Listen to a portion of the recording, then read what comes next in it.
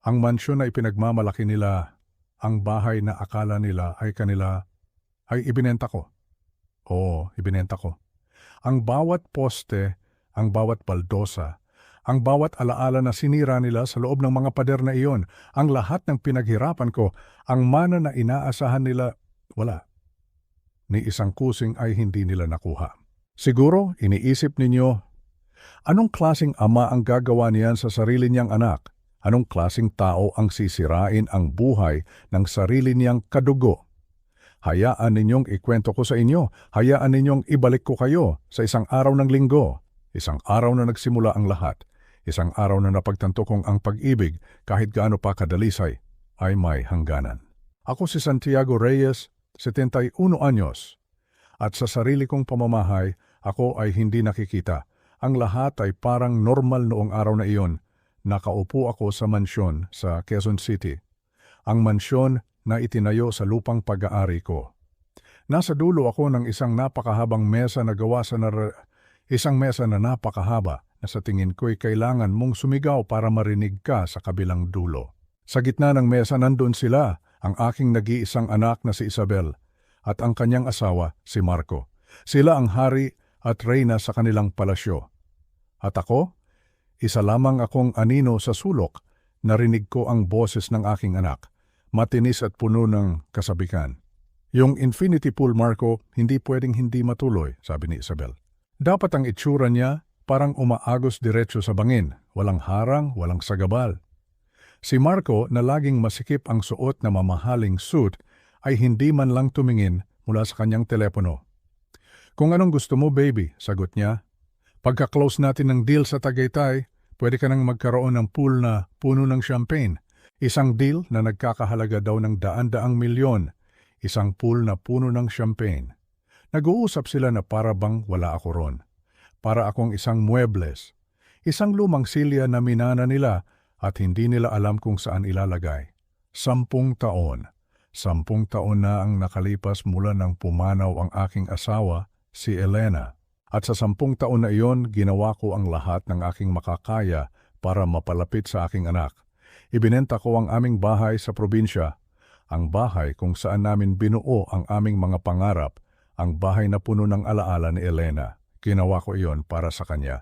Pumili ako ng isang maliit na bahay, isang kasita, sa loob mismo ng malawak na lupain nila. Gusto kong mapalapit sa kanya, sa aking nag-iisang anak. Akala ko iyon ang tama.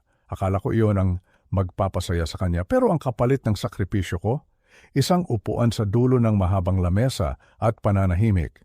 Isang pananahimik na binasag lamang ng aking apo, si Miguel. Siya lang ang tanging nakakita sa akin. Lolo, sabi ng binata, may playoff game po ako sa susunod na linggo. Gusto niyo po bang manood? Bago pa man ako makasagot, nagsalita si Marco. Hindi man lang siya tumingin sa akin. Ang kanyang mga mata ay nasa telepono pa rin. Miguel, huwag mong abalahin ang lolo mo, sabi niya sa isang malamig na boses. Kailangan niyang magpahinga, matanda na yan. At ang aking anak, si Isabel, ay tumawa lang. Ang pagtawa niya, isang mahinang tawa, pero para itong patalim na tumusok sa aking puso. Tama si Marco, anak, sabi niya sa apo ko. Hayaan mo na si lolo, baka napagod na yan sa kakaupo lang. Matanda na yan. Napagod na yan. Sa harap ko, pinagpasyahan nila ang aking buhay. Sa harap ko, hinusgahan nila ang aking halaga. Sa harap ko, ipinaramdam nila sa akin na ako ay isang pabigat, walang utang na loob. Iyan ang tawag diyan. Pagkatapos ng lahat ng sakripisyo, pagkatapos ng lahat ng pagmamahal, ito ang isinukli nila. Isang tawa na puno ng pangmamaliit, isang salita na puno ng paghamak. Sa araw na iyon, may namatay sa loob ko. Ang Santiago na matiisin, ang ama na laging umiintindi. Ang lolo na tahimik lang sa isang tabi. Namatay siya sa tabi ng malamig na asparagus sa aking plato. Pero mayroon ding isang bagay na muling nabuhay. Hindi nila alam na ang katahimikan ay hindi palaging kahinaan. Minsan, ito ay pagmamasid. Minsan, ito ay paghahanda. Inakala nilang tapos na ang lahat. Akala nila nakuha na nila ang gusto nila. Pero ang hindi nila alam, iyon pa lang ang simula. Ang kanilang pagtawa ang nagsindi ng apoy. At ang apoy na iyon ang tutupok sa lahat ng kasinungalingan at kasakiman nila. Hindi ito paghihiganti. Ito ay pagtatama ng mga talaan. Ito ay katarungan. Bago tayo magpatuloy, mag-subscribe po kayo sa channel at sana'y i-like nyo na rin ang video na ito. At pakilagay na rin po sa comments section kung saan kayo nakikinig sa mga sandaling ito. Maraming salamat po. Ngayon, ituloy na natin ang kwento. 3 araw ang lumipas mula noong linggo na iyon kung saan ako ay naging isang multo sa kanilang hapagkainan. Sa loob ng 3 araw na iyon, nanatili ako sa aking maliit na kasita. Ang aking munting santuwaryo. Dito, ang bawat sulok ay may alaala ni Elena. Ang mga lumang libro sa estante, ang tasa ng kape na lagi niyang ginagamit, ang larawan niya sa aking mesa nakangiti na para bang sinasabi sa akin na magiging maayos din ang lahat. Dito ako ay si Santiago. Dito ako ay buo. Ngunit sa 3 araw ang kapayapaan na iyon ay binasag. Tirikas katok. Di ito ordinaryong katok. Ito ay malakas, mabilis at walang pasensya. Alam kong hindi ito ang aking apo na si Miguel. Ang katok ni Miguel ay magalang. Ang katok na ito ay mayabang. Ito ang katok ng isang taong naniniwalang pag-aari niya ang mundo at kasama na roon ang pinto ko. Pinuksan ko ang pinto at bumungad sa akin si Marco. Nakangiti siya. Isang ngiti na hindi umaabot sa kanyang mga mata. Sa kanyang kamay may hawak siyang isang bote ng napakamahal na whiskey. Itinulak niya ito sa aking mga kamay na para bang isa itong malaking pabor. Para sa inyo, Tay Santi, sabi niya, ang boses ay matamis na parang pulot, pinakamahusay na klase. Tinitigan ko ang bote, alam niya. Alam na alam niyang hindi ako umiinom. Mahigpit na ipinagbawal iyon ng aking doktor pagkatapos ng aking heart bypass. Kaya't alam kong ang boteng ito ay hindi isang regalo, ito ay isang props. Isang palamuti para sa isang dula na malapit nang magsimula, isang palabas kung saan ako ang inaasahan niyang magiging pangunahing manunood. At tagapalakpak, hindi siya nag-aksaya ng panahon. Pagkatapos ng isang maikling komento tungkol sa init ng panahon, diretsahan niyang sinabi ang kanyang pakay. Umupo siya sa silyang katapat ko, ang kanyang mamahaling pabango ay tila sinasakop ang munti kong sala. Yumuko siya ng bahagya na para bang may ibubulong siyang isang malaking sikreto. Tay, mayroon po akong isang napakalaking oportunidad, simula niya. Ang kanyang mga mata ay nagniningning sa artipisyal na kasabikan. Isang resort sa Tagaytay, halos sarado na po ang deal pero nagkaroon lang ng kaunting aberya sa mga permit. Kailangan ko lang po ng isang maliit na bridge loan, isang pansamantalang pautang, para lang maipakita na may likido kaming pondo. Nakinig lang ako, pinanood ko ang bawat kilos niya, ang paraan ng paggalaw ng kanyang mga kamay, ang pawis na namumuo sa kanyang noo sa kabila ng naka-aircon kong bahay. Hindi ito sigasig ng isang negosyante. Ito ay desperasyon. Alam ko pong pag-aari niyo ng buo itong kasita, patuloy niya. Ang kailangan niyo lang pong gawin ay isangla ito ng kaunti, 30 milyong piso. 30 milyon. Inulit ko ang mga salitang iyon sa aking isipan. Ang halaga ay napakalaki. Ngunit ang paraan ng pagkakasabi niya rito ay para bang humihingi lang siya ng barya. Iyon lang po, sabi niya, na para bang ang 30 milyon ay isang maliit na bagay. Ramdam niya siguro ang aking pananahimik kaya't mabilis niyang idinugtong ang kanyang pang-akit. 6 na buwan lang po, Tay. Pinakamatagal na, ibabalik ko po sa inyo 40 milyon, isang tubo na 10 milyon, 40% balik sa puhunan. Saan pa po kayo makakakita ng ganyan? Tinitigan ko siya ng diretsyo sa mata. Ang Marco na ito, ang Marco na nagbebenta ng mga pangarap, nakita ko na ang uri niya ng maraming beses sa aking nakaraan. Ang mga taong kayang magbenta ng buhangin sa disyerto, ang mga taong ang tingin sa lahat ng bagay ay transaksyon. Sa wakas, nagsalita ako. Ang aking boses ay kalmado, walang bahid ng galit, walang bahid ng pagkabigla. Marco, sabi ko, 71 anyos na ako tapos na ako sa panahon ng pagsusugal. Ang perang meron ako ay para sa aking pagre-retiro at sa totoo lang para sa aking mga gastusing medikal. Ang sagot ay hindi. Isang salita, hindi. At sa isang salitang iyon, ang lahat ay nagbago. Ang maskara ay biglang nahulog. Ang matamis ng ngiti ay naglaho. Ang mga mata na kanina may nagniningning sa peking kasabikan ay ngayon ay puno ng isang malamig na galit. Para siyang isang ahas na biglang nagpakita ng kanyang mga pangil. Hindi ako makapaniwala, sabi niya. Ang kanyang boses ay isang pabulong na may halong lason. Hindi ka pani-paniwala pagkatapos ng lahat ng ginagawa namin para sa inyo. Nakatira kayo dito sa lupa namin ng libre. Pinayaran ko ang bahay na ito, Marco. Mahinahon kong pagputol sa kanya, ngunit hindi siya nakinig. Karanasikor at hindi mo man lang magawang tumulong sa sarili mong pamilya. Diyos ko, napakamakasarili mong matanda ka. Sinabi niyang nakatira ako sa lupa nila. Hindi niya alam, o marahil, pinili niyang kalimutan. Nang binili ko ang kasita na ito, 10 taon na ang nakalipas. Hindi lang bahay ang binili ko.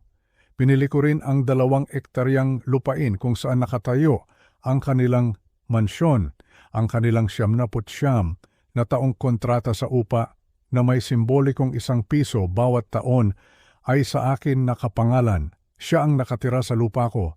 Sa sobrang galit, ibinato niya ang bote ng whiskey sa aking mesa. Ang lakas ng pagbagsak nito ay nagpayanig sa buong lamesita. Magsisisi ka, matanda, banta niya. Magsisisi ka sa pagiging makasarili mo.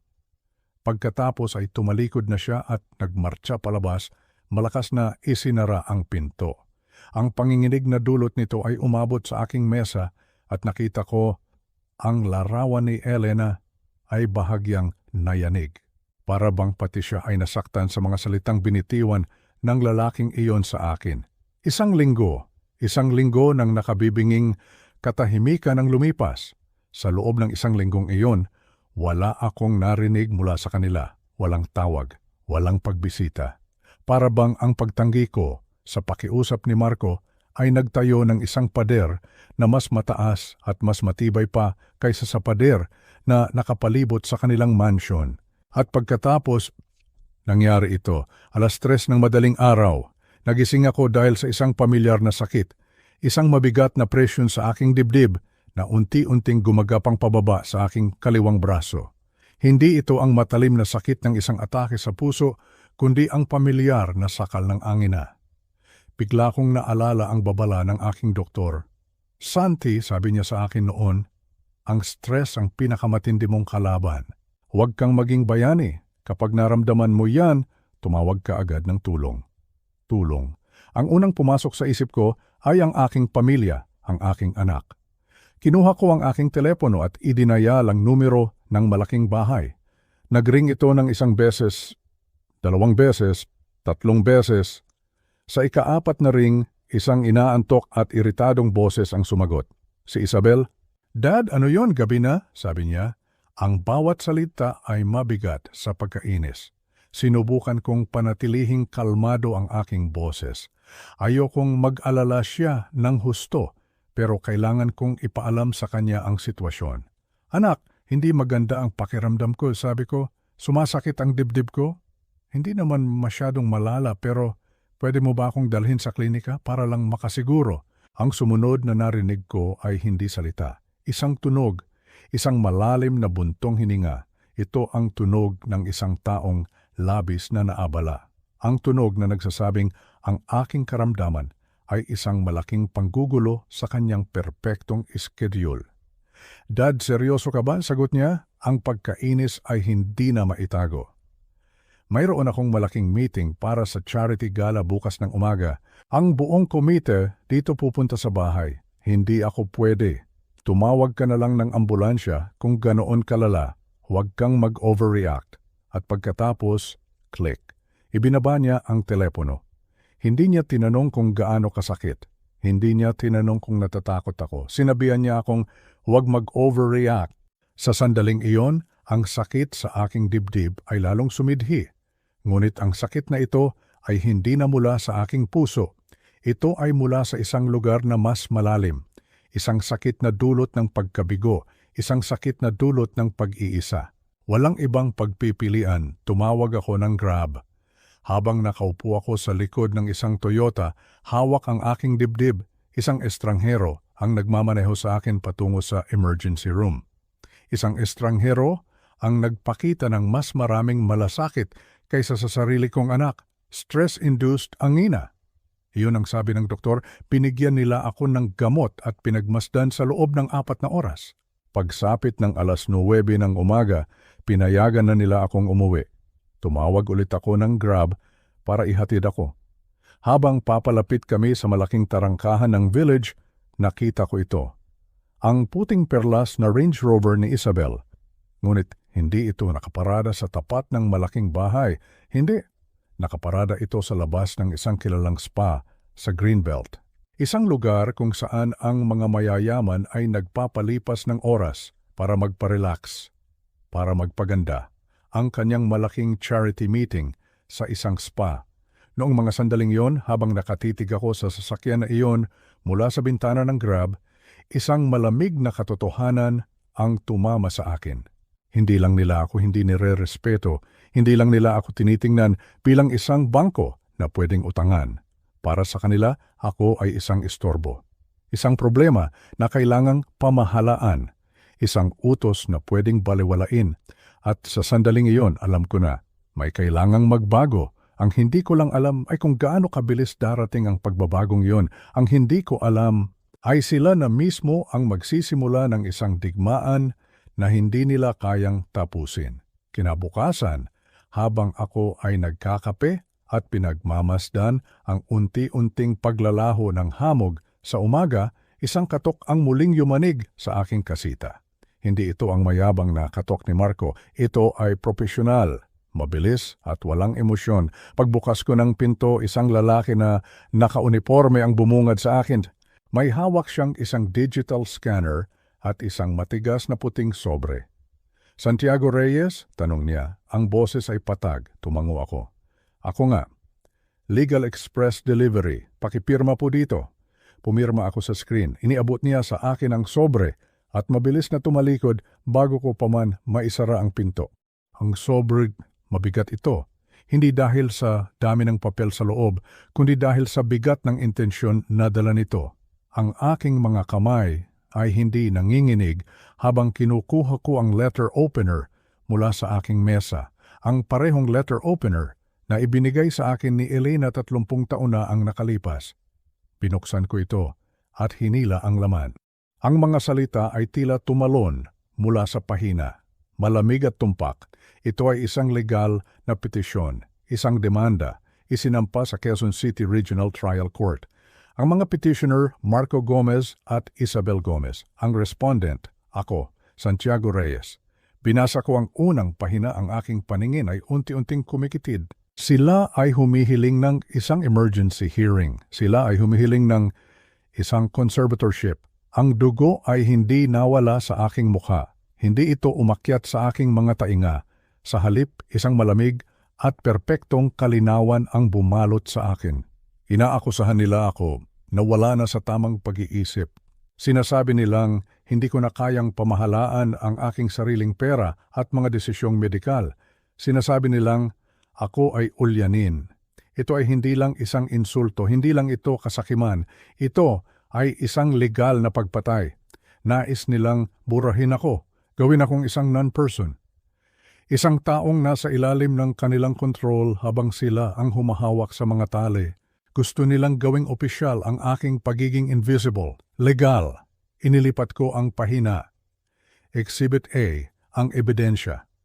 Isang 3 pahinang ulat mula sa isang psychological expert na nagngangalang Dr. Pedro Santos. Pinasa ko ang kanyang pagsusuri. Sinasabi niyang nagpapakita ako ng matinding senyales ng demensya, mga paranoid delusion at kawalan ng kakayahang umunawa sa mga bagay na may kinalaman sa pera. Ang kanyang konklusyon, ako ay isang panganib sa aking sarili at sa aking mga ari-arian. Tinitigan ko ang pangalan, Dr. Pedro Santos. Pedro Santos, isang malamig at tuyong tawa na parang ubo ang kumawala sa aking mga labi. Wala akong kilalang Pedro Santos sa buong buhay ko. Hindi na ako kumatok. Hindi na ako nag-atubili. Hawak ang legal na petisyon, Lumabas ako ng aking kasita, tinawid ang perpektong inalagaang damuhan na naghihiwalay sa aming dalawang mundo at dumiretso sa malaking bahay. Bukas ang mga salaming pinto patungo sa patio.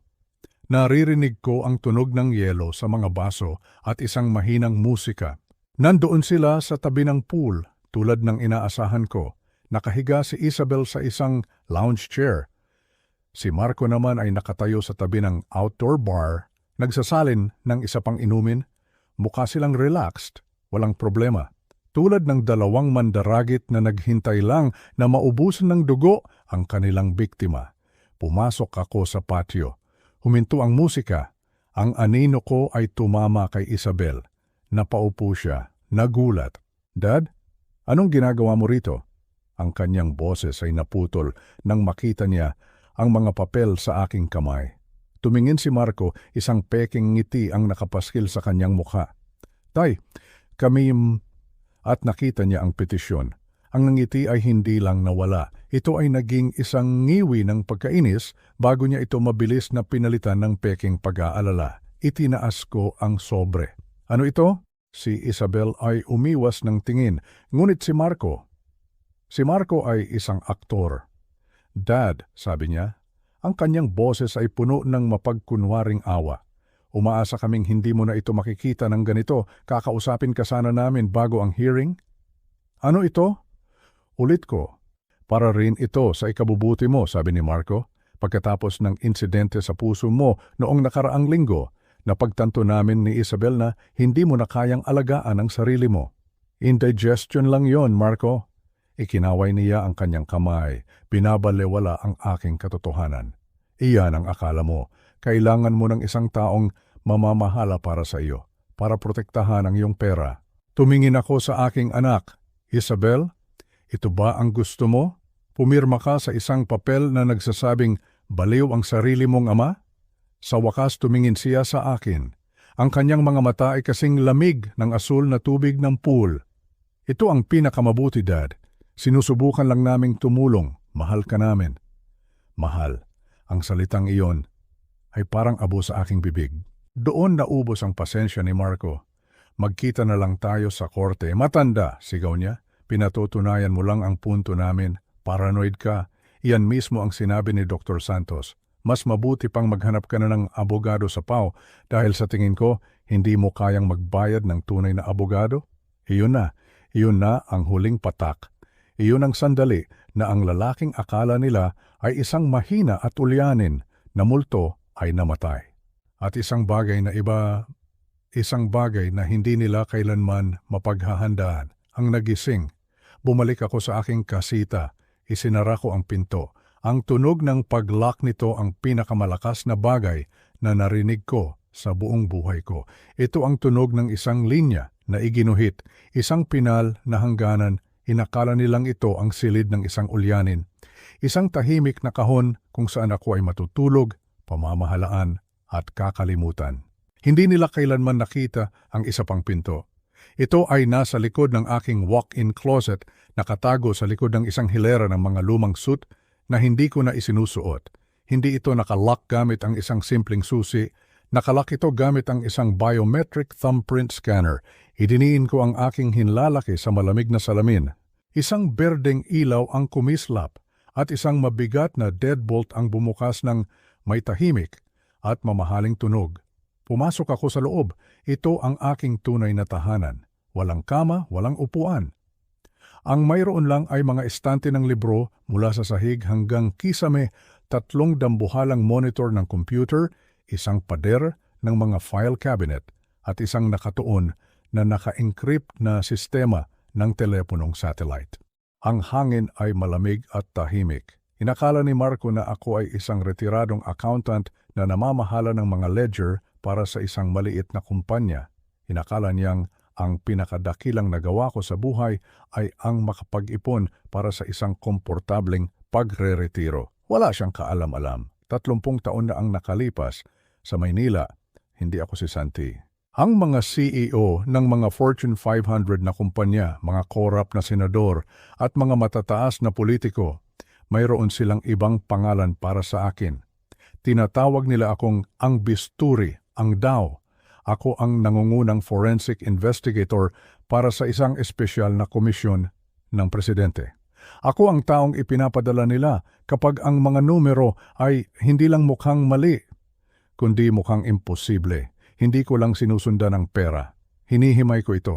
Hinahanap ko ang mga financial tumor, ang mga nakatagong account, ang mga lihim na ledger na hindi nakikita ng iba. Ako ang lalaking nagpakulong sa 12 matataas na ehekutibo gamit lamang ang isang spreadsheet. Tinalikuran ko ang lahat ng iyon. Ibinabaon ko ang lalaking iyon. Ibinabaon ko siya noong araw na natanggap ni Elena ang kanyang unang diagnosis ng cancer. Ipinagpalit ko ang aking opisina at ang kasabikan ng pangangaso para sa mga waiting room ng ospital at mga schedule ng chemotherapy. Ginawa ko ito ng walang pag-aalinlangan. Naging full-time na asawa ako pagkatapos ay byudo, pagkatapos ay isang ama na sumusubok na muling kumonekta sa isang anak na halos hindi ko na kilala at sa huli, isang tinakikitang lolo. Hinayaan kong mamatay ang bisturi dahil kailangan ng pamilya ko si Santi. Ngayon, si Marco Gomez at ang aking anak ay nagbigay sa bisturi ng isang napakagandang dahilan para bumalik mula sa pagre-retiro. Umupo ako sa console. Hindi ko ginamit ang aking normal na linya ng telepono. Kinuha ko ang secure receiver. Ang aking mga daliri ay hindi nanginginig habang idinadial ko ang isang numero. Isang numero na 10 taon ko nang hindi ginagamit, ngunit isang numero na hindi ko kailanman kinalimutan. Nagring ito ng 2 beses. Isang matalas at profesional na boses ang sumagot sa kabilang linya. Atatar Angela David. Angel, sabi ko, si Tito Santi Reyes ito? Nagkaroon ng isang paghinto, hindi dahil sa pagkalito, kundi dahil sa gulat, sa pagkilala. Ginoong Reyes, ang kanyang boses ay biglang humihingal. Diyos ko po, akala ko po ay nawala na kayo sa mundo. Ang aking ama, lagi po niya kayong tinatanong, lagi niyang iniisip kung ano ang nangyari kay ang bisturi. Nasa Maynila ako, Angel. Kailangan kita rito bukas. Dalhin mo ang iyong pinakamahusay na team, yung mga marunong maghukay. Isa pang paghinto, mas maikli sa pagkakataong ito. Ang gulat ay nawala, napalitan ng bakal na naalala ko. Sabihin niyo lang po, Tito Santi, ano po ang ginawa nila? Nagsampa sila ng conservatorship. Sabi ko, ang aking boses ay patag. Sinasabi nilang ulyanin na ako. Gusto nilang kontrolin ang lahat. Isang tunog ang narinig ko sa telepono, isang tawa. Hindi isang nakakatawang tawa, kundi isang maikli, matalas na tawa ng hindi paniniwala. Sila sinasabi nilang kayo ay ulyanin? Wala silang kaalam-alam, hindi po ba? Wala silang ideya kung sino ang sinubukan nilang ikulong. Ang kanyang boses ay naging puro negosyo na. Naintindihan ko po, ang bisturi, papunta na po ako. Sabihin niyo lang po sa akin, saan niyo po gustong gawin ang unang hiwa? Si Ate Angela David, or Angel tulad ng tawagan ko sa kanya, ay dumating ng 10:00 ng umaga. Sakto. Hindi siya mukhang isang makapangyarihang abogado sa Maynila. Walang magarbong sasakyan, walang libu-libong pisong bag. Nakasuot siya ng isang simpleng itim na pantsuit, ang kanyang buhok ay nakatali sa isang mahigpit na bun at ang kanyang mga mata ay kasing talas ng bakal. Dala niya ay isang manipis na briefcase.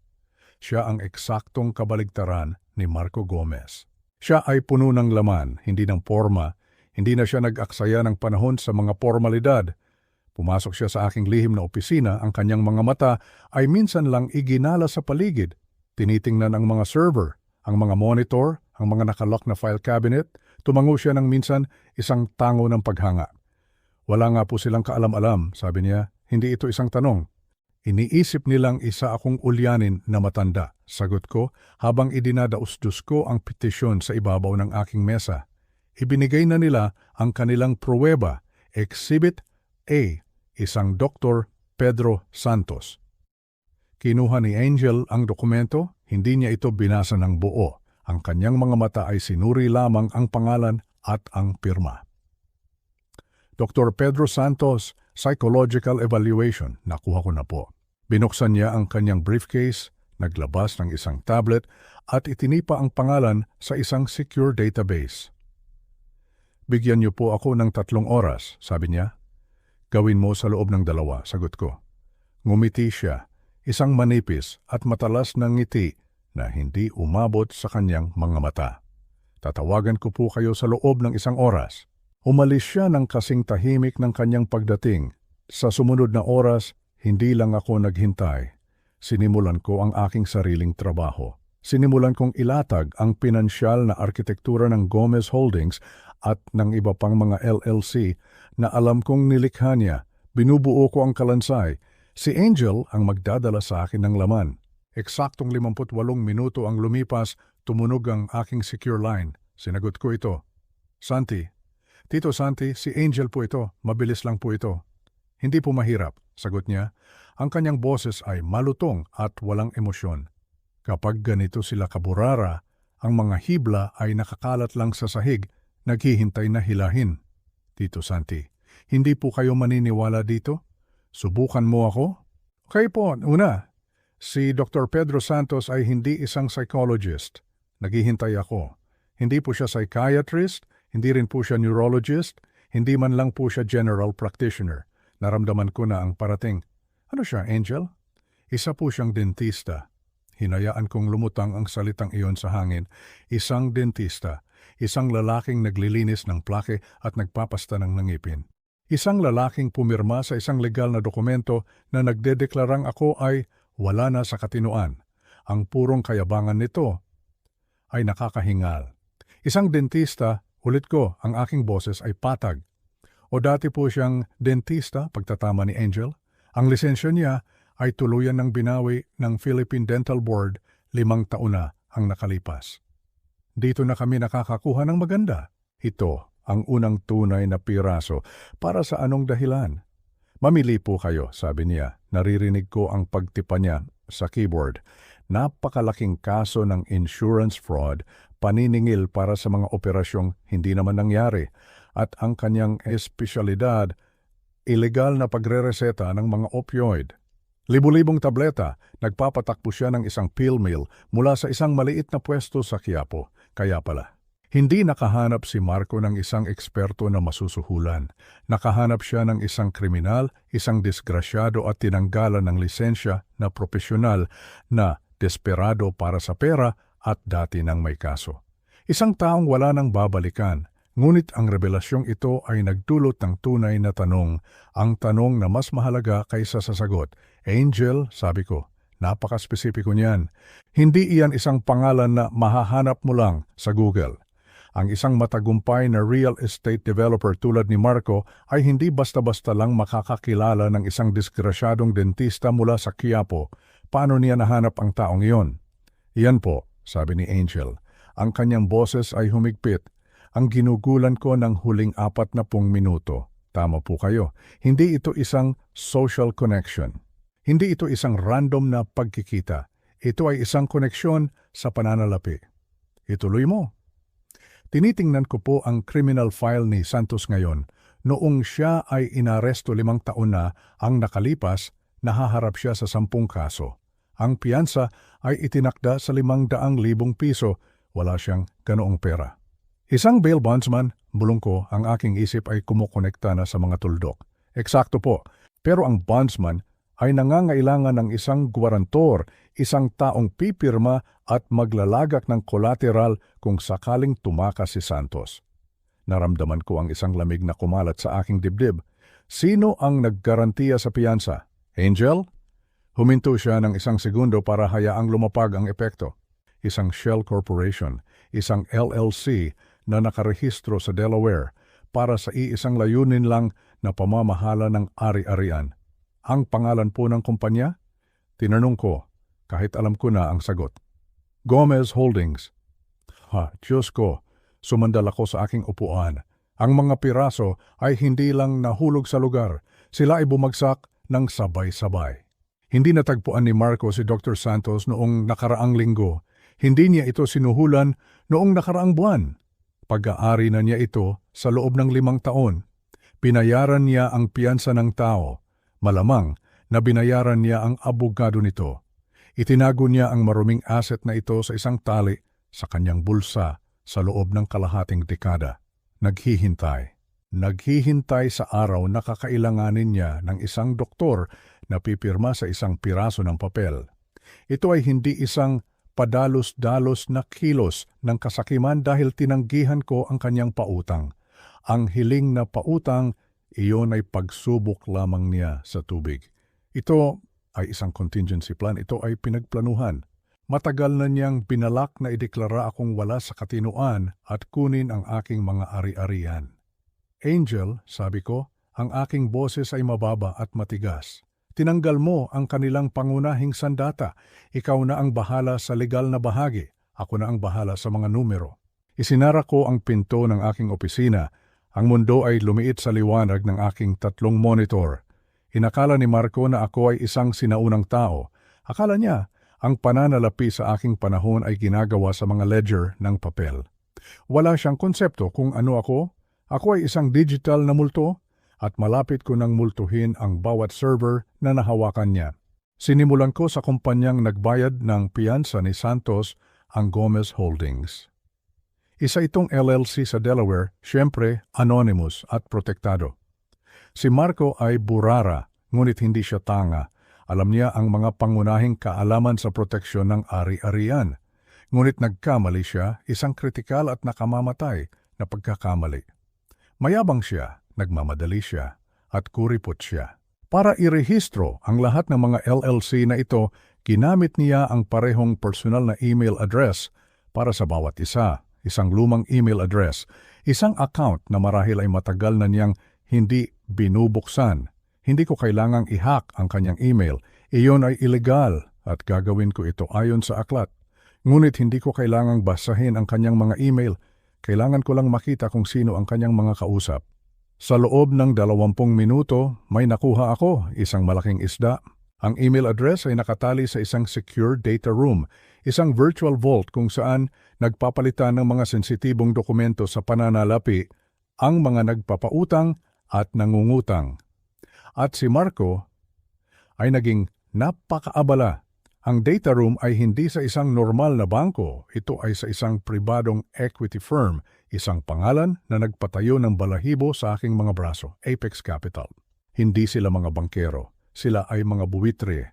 Hindi sila nagpapautang sa mga matatag na negosyo. Hinahanap nila ang mga desperadong tao tulad ni Marco at nag-aalok sila sa kanila ng isang lifeline. Isang lifeline na nakakabit sa isang angkla. Wala akong access sa data room mismo, ngunit may access ako sa mga log ng server. Nakikita ko ang mga pangalan ng file, nakikita ko ang mga subject ng email, at iyon lang ang kailangan ko. Isang madugong labanan, ang deal ni Marco sa Tagaytay ay hindi isang siguradong bagay. Ito ay isang ganap na sakuna. Hindi lang siya nagkaroon ng aberya, naubusan siya ng pera sa kalagitnaan ng konstruksyon. Pineki niya ang kanyang mga ulat sa liquidity, nagsinungaling siya sa kanyang mga kontratista. Hindi lang ilang milyon ang nawala. Ang kabuuang pagkalugi ay 2.5 bilyong piso at nalaman ito ng Apex Capital. Ang mga email ay hindi na magalang. Ang mga ito ay nagkakagulo. Isang baha ng mga automated na default notice. Pagkatapos ay ang mga personal na email. Si Marco nagmamakaawa para sa isang extension at pagkatapos ay ang huling email ang nagpaliwanag ng lahat. Ito ay mula sa Apex Capital. Ipinadala 1 linggo na ang nakalipas, ang araw pagkatapos kong tanggihan ang hiling na pautang ni Marco. Ito ay isang capital call, hindi lang galit ang pondo. Ina-activate nila ang emergency clause sa kanilang kontrata. Humihingi sila ng agarang lumsum na bayad sa interes. Hindi 30 milyon, 250 milyong piso, binigyan nila siya ng deadline, 10 araw ng negosyo. Kung hindi siya magbabayad, hindi lang nila kukumpiskahin ang ari-arian sa Tagaytay. A-activate nila ang cross-collateralization clause sa kanyang kontrata. Isang clause na sigurado akong pinirmahan niya nang hindi binabasa, na nangangahulugang kukumpiskahin nila ang lahat, ang kanyang kumpanya, ang mansyon, ang Range Rover ni Isabel. Bawat sentimo sa bawat account na nakatali sa kanyang pangalan, buburahin nila siya, tinitigan ko ang screen. Hindi niya kailangan ang aking 30 milyon bilang bridge loan. Kailangan niya ito bilang isang desperadong pagpapakita ng mabuting hangarin para pigilan ang mga lobo.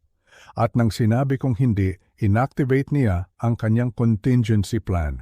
Ang planong 5 taon na niyang inuupuan, hindi lang niya gusto ang aking maliit na kasita. Idinimanda niya ako dahil bangkarote na siya. Idinimanda niya ako para makuha ang aking buong ari-arian. Kailangan niyang i-liquidate ang lahat ng pag-aari ko, hindi para itayo ang kanyang resort, kundi para iligtas ang sarili niyang balat.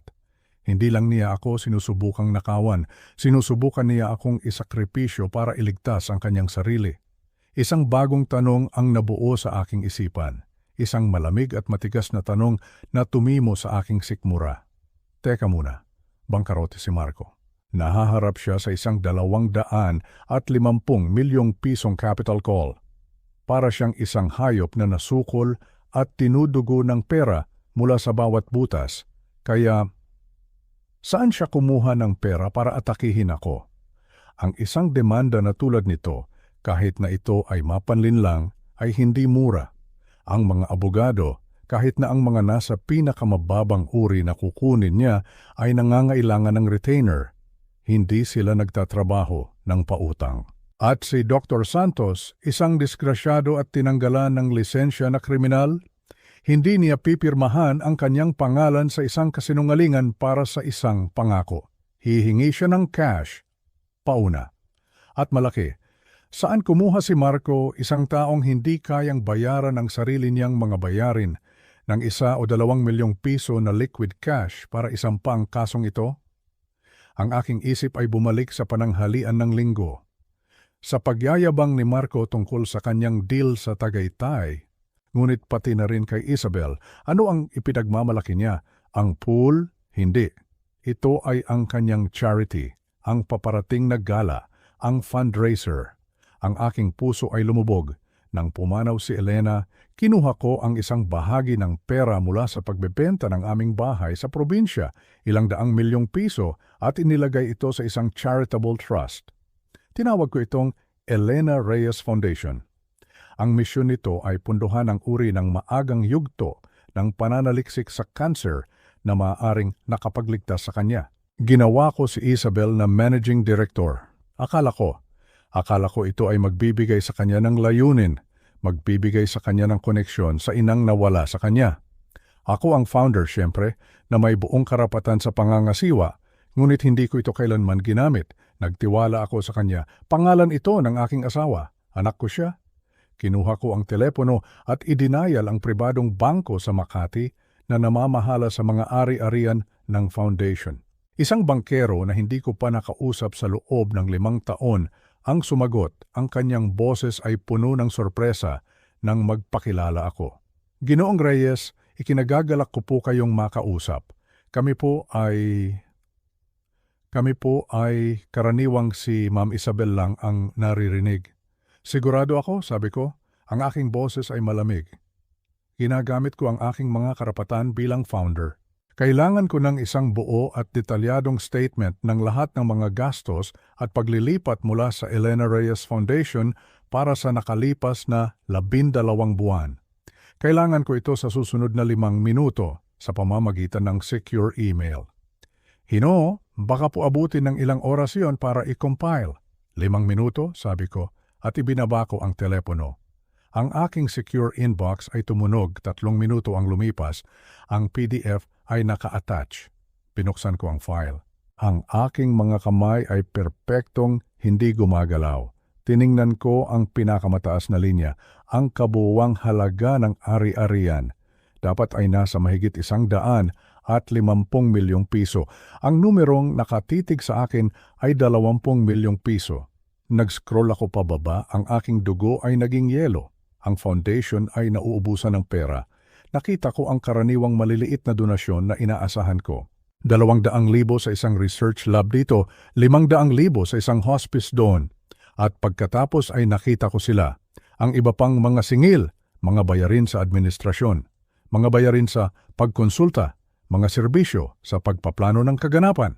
Ang mga ito ay napakalaki. 8 milyong piso ang ibinayad 2 buwan na ang nakalipas. Ang tatanggap, Gomez Holdings, kumpanya ni Marco. Siningil niya ang charity ng kanyang asawa para sa pagkonsulta. Isa pang singil, 4 na milyong piso para sa gala planning services. Ang vendor ay nakalista bilang LA Premier Events. Inabot ako ng wala pang 1 minuto para i-check ang pangalan. Ito ay isang shell company na nakarehistro. 3 buwan na ang nakalipas. Ang corporate address nito ay isang P.O. Box sa Pasay at ang nag-iisang may-ari na nakalista sa pag-file si Marco Gomez. Pinabayaran niya ang kanyang sarili ng 4 na milyon para planuhin ang sarili niyang party. Ngunit ang panghuli at pinakamapanirang piraso ng ebidensya ay wala sa mga linya. Ito ay nasa patunay ng pagbabayad. I-click ko ang mga link sa mga nascan na cheque. Ibinigay ng bangko ang mga ito para sa lahat ng mga transaksyon na higit sa 1 milyon. Ang cheque para sa 8 milyon sa Gomez Holdings. Ang cheque para sa 4 na milyon sa LA Premier Events. Tiningnan ko ang linya ng pirma, ang elegante at tumadaloy na pirma na nagpapahintulot sa mga paglilipat. Hindi ito si Marco. Ito ay si Isabel Gomez. Ipinikit ko ang aking mga mata. Inihanda ko ang aking sarili para sa katiwalian ni Marco. Isa siyang ahas at ang mga ahas ay nanunuklaw. Iyon ang kanilang kalikasan. Inihanda ko pa nga sa isang bahagi ng aking puso na matuklasan na si Isabel ay mahina, hangal at minanipula. Na nilinlang siya ni Marco o binuli siya para gawin ito. Ngunit ito ay hindi kahinaan. Ito ay aktibong pakikipagsabuatan. Ito ay pakikipagkutsaba. Ito ang kanyang mga pirma, malinaw na malinaw. Hindi lang siya minamanipula. Siya ay isang aktibong kalahok sa pagnanakaw ng pamana ng kanyang sariling ina. Nagnanakaw siya ng pera na para sa mga pasyente ng kanser. Nagnanakaw mula sa isang pondo na ipinangalan sa kanyang ina at ginagamit niya ang ninakaw na pera para sa ano? Para punduhan ang gumuguhong pantasya ng kanyang asawa, hindi mas malala pa. Tiningnan ko ang mga petsa. Ang unang malaking paglipat ay 6 na linggo na ang nakalipas. Ang pangalawa ay 3 linggo na ang nakalipas. Ito ang seed money. Ito ang pera na ginagamit nila para bayaran ang mga abogado para ipadeklara akong baliw. Hindi lang nila ako ninanakawan. Ginagamit nila ang alaala ni Elena para punduhan ang pagpatay sa kanyang asawa. Akala ko mayroong isang linya ng disenteng pag-uugali ng pamilya ng pangunahing habag ng tao na hindi tatawirin ng aking anak. Nagkamali ako. Hindi lang siya nawala. Hindi lang siya mahina. Isa siyang kasabwat. At sa sandaling iyon, hindi na siya ang biktima sa kwentong ito. Tumigil na siya sa pagiging anak ko. Naging kaaway siya. Tinitigan ko ang pirma ni Isabel sa nascan na cheque, ang eleganteng kurba ng kanyang iyay. Ang pirma na nagbayad sa abogado para ideklara akong baliw, gamit ang pera ng kanyang ina. Sa sandaling iyon, ang pighati na naramdaman ko, ang pagkabigla, ang malalim na kalungkutan. Hindi lang ito naglaho, nag-evaporate ito. Napalitan ito ng ibang bagay. Isang bagay na malamig, matalas, at perpektong malinaw. Ang bisturi ay bumalik na sa operasyon. Kinuha ko ang secure line. Angel, sumagot siya sa unang ring. Tito Santi, iniimbestigahan ko na po ang law firm na kinuha nila. Mga basurero po sila, pero kilala sila sa... Hindi na mahalaga, pinutol ko siya. Ang boses ko ay kakaiba kahit sa aking pandinig. Ito ay patag, matigas, parang pinakintab na bakal. Pagbabago ng plano, Angel. Ano po? Anong pagbabago ng plano? Hindi na tayo nagdedepensa, sabi ko. Hindi natin papatunayan na mali ang kaso nila. Tatapusin natin sila. Susugurin natin ang buong bagay na ito. Ugat at sanga. Tapos na ako. Nagkaroon ng katahimikan sa linya. Tito, sabi niya, ano po ang nahanap niyo? Ang pirma ng aking anak sa mga cheque mula sa foundation ng aking asawa. Ginamit nila ang pera ni Elena para punduhan ang pag-ataking ito. Diyos ko, Tito Santi, itabi mo ang iyong simpatya, sabi ko. Kailangan ko ng data. Natagpuan mo ang Vulture Fund na kasama niya. Yung malapit nang magpabagsak sa kanya, kailangan ko ang pangalan nila ngayon. Narinig ko ang mabilis at tumpak na pag-click ng kanyang keyboard. Naka-default po siya sa isang pondo na tinatawag na Apex Capital. Tito, Ang mga taong ito ay mga halimaw. Hindi sila nakikipagnegosasyon, nagli-liquidate lang sila. Alam na alam ko kung sino sila, sabi ko. At sa unang pagkakataon sa loob ng isang dekada, isang malamig at manipis na ngiti ang sumilay sa aking mga labi. Hindi lang ako pamilyar sa pangalan. Pamilyar ako sa taong nagtayo nito mula sa simula. Si James J.C. Castro. Hindi alam ni Angel, walang nakakaalam. 30 taon na ang nakalipas sa Maynila, si J.C. Castro ay isang mayabang at aroganteng batang trader na nasangkot sa iskandalo ng Enright Corporation. I-indict na siya ng SEC, sasampahan na siya ng kasong conspiracy at ikukulong sa federal prison sa loob ng 20 taon. Kumbinsido silang bahagi siya ng pandaraya. Nagkamali sila. Sakim siya? Oo. Arogante, tiyak. Pero hindi siya kriminal, hindi noon. Ako ang nangungunang investigador sa kasong iyon. Ako ang gumugol ng 3 gabing walang tulog sa paghuhukay sa data ng server, lampas sa mga pecking ledger at natagpuan ang ebidensya na nagpawalang sala sa kanya. Ang mga orihinal na timestamp trade na nagpapatunay na si JC ay biktima ng pandaraya, hindi kalahok. Iniligtas ko siya. Iniligtas ko ang kanyang karera. Iniligtas ko siya mula sa bilangguan. Ginawa ko ito dahil iyon ang katotohanan at ang trabaho ko ay balansehin ang mga libro. Si J.C. Castro ay nagpatuloy sa pagtatayo ng Apex Capital bilang $1 bilyong na imperyo. Hindi siya nakalimot. Tumawag siya sa akin minsan. 10 taon na ang nakalipas pagkatapos pumanaw ni Elena. Tahimik ang kanyang boses. Tito Santi, sabi niya, alam ko po ang ginawa niyo para sa akin. Kung kailangan niyo po ng kahit ano, isang bagong buhay, isang bagong karera, isang blankong tseke, tawagan niyo lang po ako. Apex Capital. Hindi ako tumawag. Hanggang ngayon, Angel, sabi ko, ang boses ko ay puro negosyo. Ako na ang bahala sa Apex Capital. Ikaw, kailangan kong may gawin ka kaagad. Kailangan kong mag-draft ka ng isang writ of seizure. Isang writ? Sa anong basehan po? Wala pa po tayong hatol, Tito. Magkakaroon ka, sabi ko. Lumipat ako ng linya. Ang aking mga daliri ay nagdadial na ng isang numero na alam ko sa puso. Isang pribadong direktang linya sa personal na opisina ni J.C. Castro. Sinubukan akong harangan ng kanyang assistant. Nasa board meeting po si Mr. Castro. Sabihin mo sa kanya na nasa linya si Ang Bisturi, sabi ko. Sabihin mo sa kanya na tungkol ito sa Enright. Wala pang 3 segundo akong naghintay. Tito Santi, ang kanyang boses ay malakas, kumpiyansa, ngunit may bahid ng takot. Ang takot ng isang multo mula sa nakaraan. Tito Santi Reyes, okay lang po ba ang lahat? Hello JC, sabi ko. Matagal na rin, hindi ako tumatawag tungkol sa mga lumang araw. Tumatawag ako para singilin ang aking pabor. Katahimikan. Pagkatapos, isang salita. Pangalanan niyo po. Mayroon kang pautang sa isang lalaking nagngangalang Marco Gomez. Isang proyekto sa Tagaytay. Nakadefault na siya, pangkarote na siya.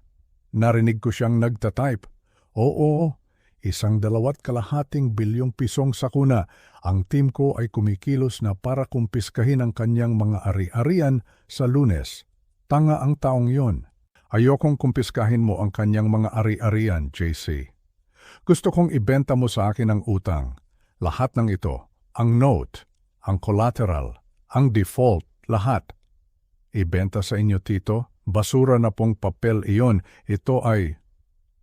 Hindi ko ito binibili bilang isang investment, sabi ko. Gusto kong ako ang maging nag-iisang pinagkakautangan niya. Iwawire ko ang buong natitirang prinsipal, ang 250 milyon, ngayon din, mula sa isang blind trust. Walang paper trail pabalik sa akin. Matalino siya. Hindi siya nagtanong kung bakit. Gusto niyong maging halimaw, Tito? Sige po, iniligtas niyo ang buhay ko. Ito na ang pinakamaliit na magagawa ko. Nag-utos siya sa isang tao sa labas ng telepono. Isasagawa ng mga abogado ko ang paglipat. Matatapos ito sa loob ng 1 oras. Sa inyo na po ang utang. Salamat, JC. Hindi po, Tito Santi, sabi niya. Ang kanyang boses ay seryosong-seryoso. Salamat po. Good hunting. Ibinaba ko ang telepono. Tinawagan ko ulit si Angel. Tapos na, sabi ko. Hindi na hawak ng Apex Capital ang note. Ako na ang may hawak. Napasinghap si Angel. Narinig ko ang kanyang matalas na paghinga. Tito, binili niyo po ang utang niya. Kayo na po ang bangko niya. Ako ang kanyang bangungot pagtatama ko. Ngayon, tapusin mo ang pag-draft ng writ of seizure na iyan.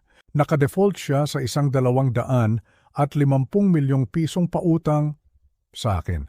Gusto ko ang lien sa mansyon na iyon. Gusto ko ang kanyang mga sasakyan. Gusto ko ang kanyang Gomez Holdings. Gusto ko ang lahat. Ipapadala ko po ang server sa kanyang pinto sa loob ng 1 oras. Hindi, sabi ko. Huwag, hawakan mo ang papel na iyan. Inaasahan niya ang isang laban tungkol sa aking katinuan. Wala siyang ideya na ang buong buhay niya ay nakataya. Hindi natin siya seserbisyohan, hindi natin siya babalaan. Tiningnan ko ang petsa sa petisyon, ang petsa ng paglilitis. Papasok tayo sa courtroom na iyon at iabot natin ito sa kanya, mismo sa harap ng hukom. Nasa isang mahaba at maliwanag na pasilyo kami sa labas ng Department 5B. Tumingin sa akin si Atiar Angela David, ang kanyang mukha ay kalmado, hawak ang isang manipis na briefcase. Tito Santi, handa na po ba kayo? Inayos ko ang dulo ng aking damit. Hindi ako nakasuot ng malambot na sweater at korduroy na sanay silang makita. Hindi ako nakasuot ng mga damit ng isang taong unti-unting nawawala sa kulay beige na kawalan. Ngayon, nakasuot ako ng baluti. Ito ay isang charcoal gray na single-breasted suit mula sa Savile Row. Mahigit 1 dekada ko na itong hindi na isuot. Ang huling beses na isinuot ko ito, papasok ako sa isang hearing room para tumestigo sa harap ng Senate Banking Committee. Perpekto pa rin ang sukat nito. Nagpagupit ako. Nagahit ako.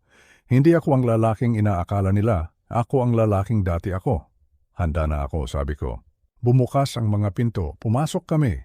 Ang courtroom ay maliit, kulay beige, at amoy luma na kape at murang floor wax. Ito mismo ang uri ng walang buhay na silid kung saan tahimik na ginigiba ang mga buhay. Si Marco at Isabel ay nakaupo na sa mesa ng petitioner. Nagbubulungan sila, puno ng kasabikan. Ang kanilang abogado, isang lalaki na makintab ang suit at sobra ang gel sa buhok, ay nag-ayos ng mga papel, mukhang sobrang kampante.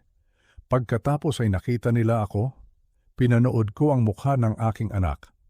Tumingin siya, nakita ako sa aking suit at isang kinakabahan at pigil na tawa ang kumawala sa kanyang mga labi. Tinakpan niya ang kanyang bibig, ngunit ang kanyang mga balikat ay nanginginig. Yumuko siya at may ibinulong kay Marco. Halos marinig ko ito. Tingnan mo siya, akala yata ni Dad libing ito o kung ano. Si Marco ay tumingin lang sa akin. Ang kanyang mga mata ay sinuri ang aking suit, ang aking tindig, at ngumisi lang siya. Dahan-dahan siyang umiling, isang tingin ng malalim na awa at paghamak ang nasa kanyang mukha. Para sa kanya, hindi ito dignidad. Ito ay isang kaawa-awang huling pagsisikap. Isang namamatay na hayop na nagpapalobo ng kanyang balahibo. Sumulyap sa akin ang kanyang abogado, tinimbang ako bilang isang mahinang 61 taong gulang na naglalaro ng dress-up at binaliwala ako. Wala silang kaalam-alam. Umupo ako sa mesa ng respondent. Inilagay ni Angel ang kanyang manipis na briefcase sa mesa at umupo sa tabi ko, isang haligi ng tahimik at nakakuyom na lakas. Wala kaming sinabi. Naghintay lang kami. All rise, sabi ng bailiff, ang kanyang boses ay bored. Tumayo kami. Pumasok ang hukom mula sa isang gilid na pinto, nakasuot ng toga, mukhang pagod. Ang kanyang nameplate ay nagsasabing Hukom Juan de la Cruz. Magandang umaga, bulong niya, ang kanyang boses ay walang tono. Narito tayo para sa unang item sa docket. Case number 881B in the matter of the conservatorship of Santiago Reyes. Pinasa niya ang pangalan pagkatapos, ayon sa pamamaraan, tumingala siya mula sa kanyang mga papel. Tumingin siya sa ibabaw ng kanyang salamin para kilalanin ang respondent. Tumingin siya ng diretsyo. Sa akin. Ang hangin ay nawala sa silid. Ang hukom ay hindi lang huminto. Siya ay nanigas, ang kanyang mukha na kanina'y isang maskara ng pagod na burokrasya ay namutla. Puting-puti. Ang kanyang mga mata na pinalaki ng salamin ay lumaki sa hindi paniniwala. Ang murang ballpen na hawak niya ay nahulog mula sa kanyang mga daliri. Malakas itong kumalansing sa kahoy na mesa. Ang tunog ay umalingaw-ngaw sa patay na tahimik na courtroom. Nakatitig sa kanya sina Marco at Isabel, nalilito. Tumingala ang kanilang abogado, inis sa pagkagambala. Ang kamay ng hukom, ang nakahulog ng panulat, ay kitang-kita na nanginginig. Nakatitig siya sa akin, ang kanyang bibig ay bahagyang nakabukas.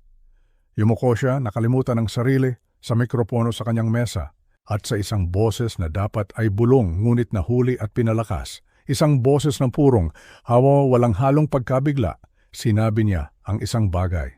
Diyos ko po, siya po ba talaga iyan? Lahat ng ulo sa courtroom ay lumingon.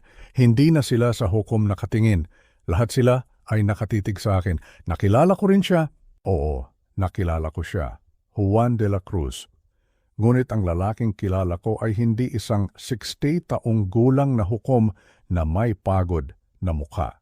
Ang lalaking kilala ko ay isang 30 taong gulang na assistant fiscal, takot, ambisyoso at lubog sa problema.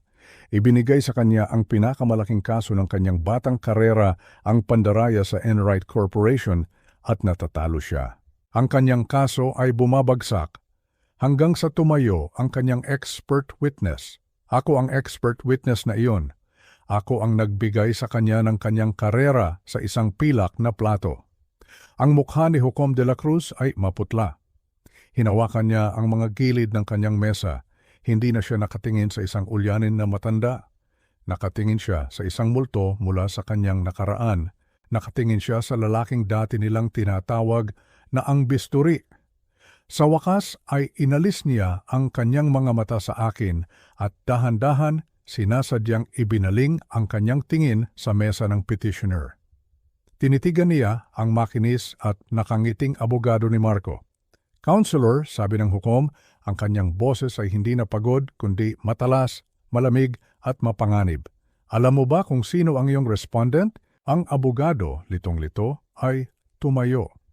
Siya po ay si Santiago Reyes, Your Honor, isang retirado. Ang hukom ay nagbuga ng isang maikli at malupit na hininga. Hindi ito isang tawa, ito ay isang babala. Hindi, Counselor, sabi niya. Ang kanyang boses ay umalingaw-ngaw sa tahimik na silid. Iyan ay si ang Bisturi Reyes. Good luck, kakailanganin mo iyan. Si Marco ay tapos na.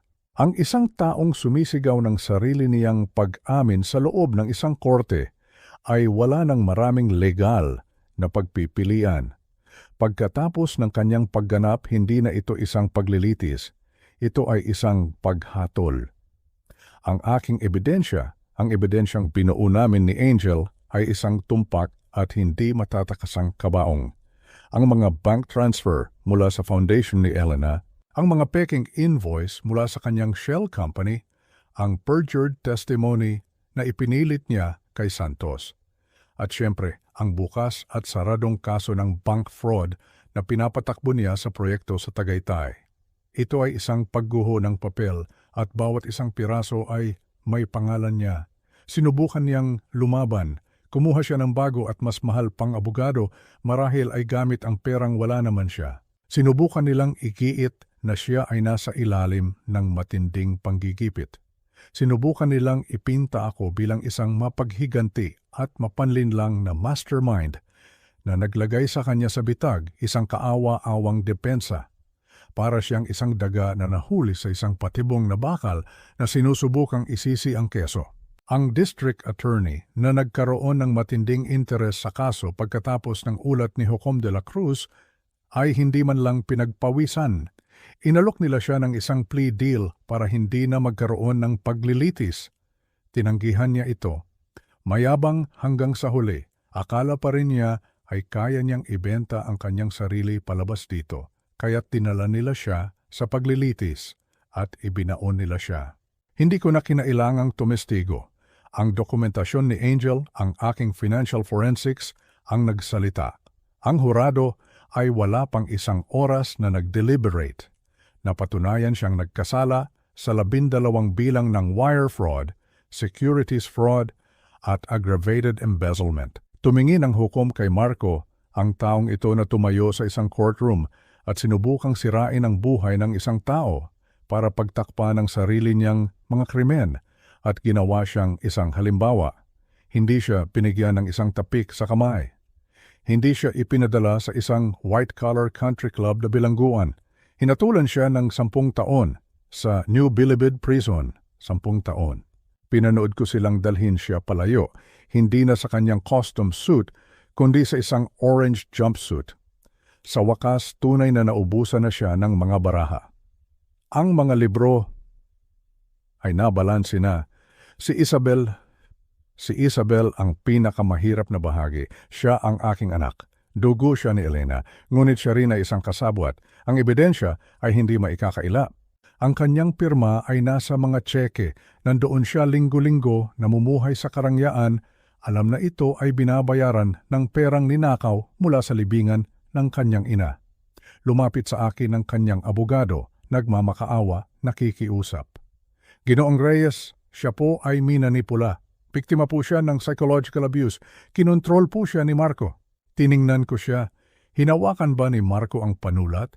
Pinilit ba niya ang kamay ni Isabel na isulat ang sarili niyang pangalan? Siya ay isang hustong gulang na babae. Gumawa siya ng isang pagpili.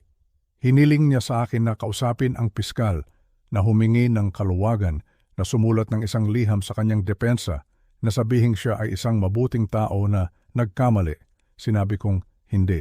Wait, hindi masekop wagi kalam. Wait, hindi ba ito tungkol sa paghihigantis? Ito ay tungkol sa mga kahihinatnan. 10 taon ko siyang hinayaang mabuhay ng walang anumang kahihinatnan. Pinayagan ko ang kanyang kahinaan, ang kanyang kasakiman, ang kanyang kaswal na kalupitan. Ang pumasok ngayon para iligtas siya mula sa apoy na tinulungan niyang simulan ay ang huli at pinakamasamang gawa ng isang bigong ama. Kailangan niyang tumayo sa sarili niya. Kailangan niyang harapin ang ledger. Siya ay kinasuhan tulad ni Marco, ngunit matalino siya. Hindi tulad ni Marco, nakita niya ang dulo ng linya. Tinanggap niya ang plea. Umamin siyang nagkasala sa felony misuse of charitable funds. Ang hukom ay hindi gaanong malupit. Nakita niya ang kanyang mga luha, narinig niya ang kanyang testimonya tungkol sa kontrol ni Marco, ngunit nakita rin niya ang mga bank statement. Hinatulan siya ng 3 taon ng formal probation. Inutusan siyang ibalik ang bawat isang sentimo, ang buong 12 milyong piso sa Elena Reyes Foundation.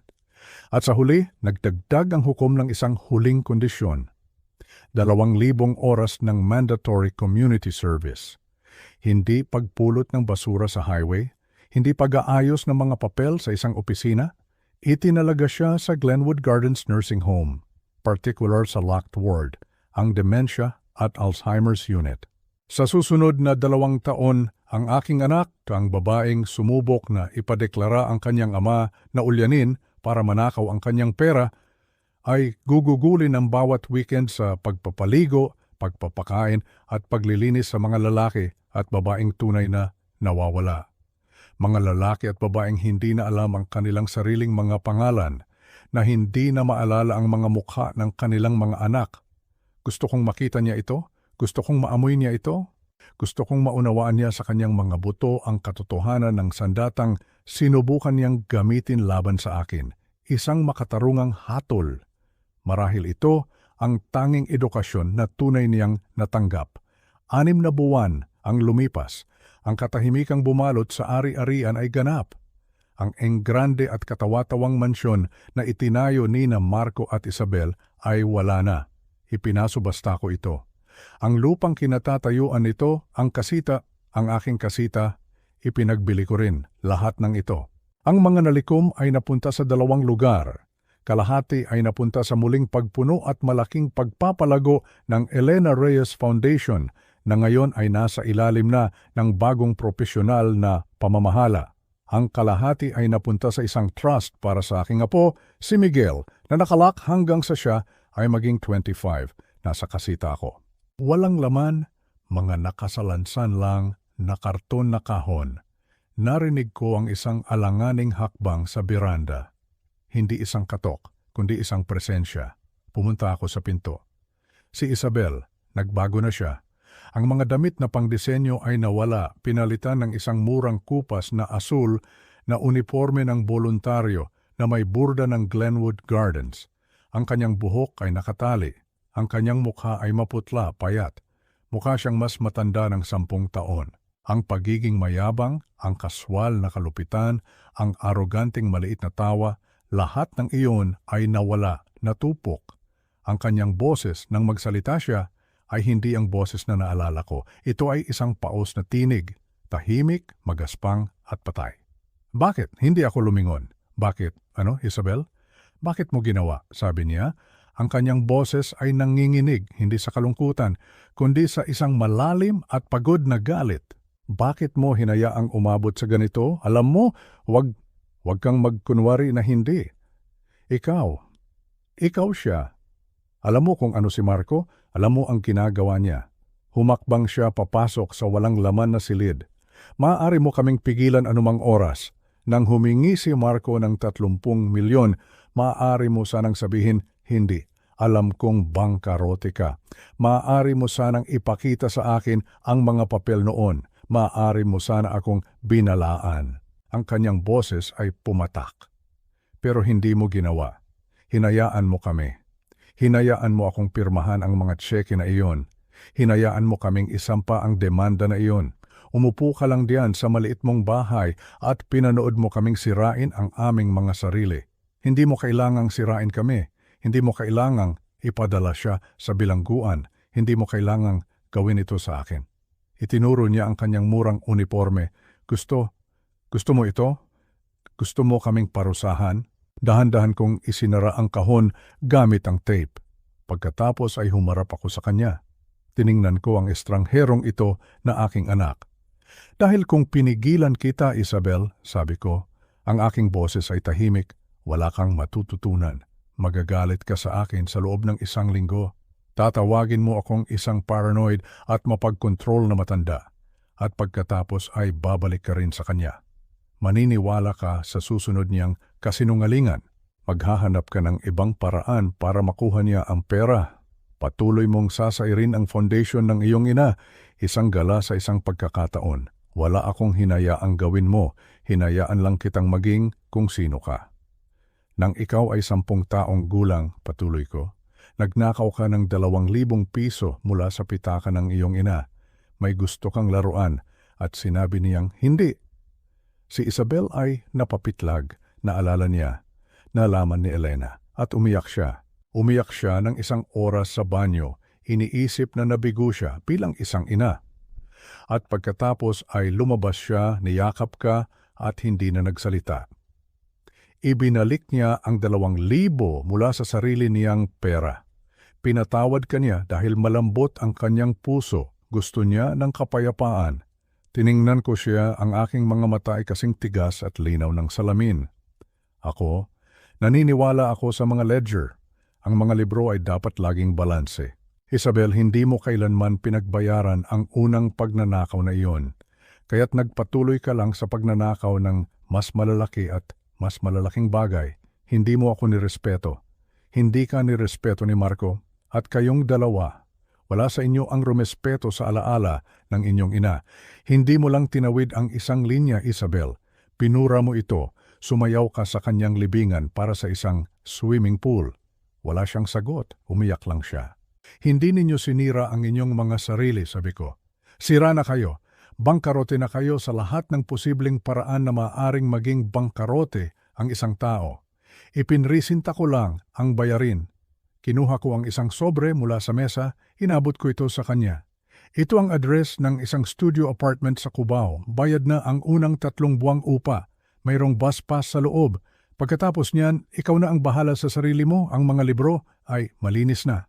Kinuha niya ang sobre, tumingin siya sa akin sa huling pagkakataon, naghahanap ng kanyang ama. Wala na siya. Tumalikod siya at lumakad palayo. Pinanood ko siyang umalis. Ako ay 71 anyos, 2 beses na akong nagretiro sa aking buhay. Ang una mula sa aking trabaho. Ang pangalawa mula sa pagiging isang di nakikita, mapagbigay at tahimik na matanda. Ang pangalan ko ay Santiago Reyes at ang aking mga libro ay sa wakas, balanse na. Ang buong pagsubok na ito ay nagturo sa akin ng isang masakit, ngunit kinakailangang aral. Natutunan ko na ang katahimikan ay hindi dapat ipagkamali sa kahinaan.